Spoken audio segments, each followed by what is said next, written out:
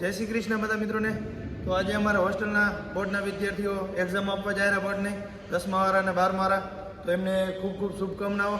અને વિદ્યાર્થીઓ બધાએ તમે આત્મવિશ્વાસથી પેપર લખજો અને તમારી મહેનત બહુ ખૂબ છે, એટલા માટે તમે સફળ થાજો. આત્મવિશ્વાસથી લખજો અને આ તમે એક જીવનનું ડગલું ભરવા જાઓ ત્યારે તમારા સપના અને મા બાપના સપના સાકાર કરજો, એવી શુભકામનાઓ અને બધાને ઓલ ધ બેસ્ટ.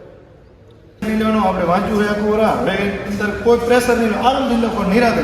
તમને ક્યાંય ખબર ના પડે, સુપરવાઇઝરને પૂછી લો, કોઈ ભૂલ નહીં કરવાની, આરામથી. આપણે કોઈ ઉતાવળ નથી અને એક પ્રશ્ન પણ પૂરો મૂકવાનો થતો નથી. શાંતિથી લખો. આપણે વાંચવું હોય, આપણે બધું આવડે એવો આત્મવિશ્વાસ રાખવાનો, બરાબર.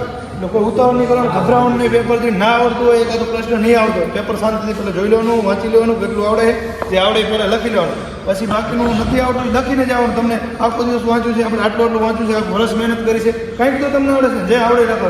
અને ભૂલ થાય તો ગભરાવાનું નહીં, સુપરવાઇઝરને બોલાવી લેવાનું, જે છે એ તમને સુધારી દેશે, બરાબર.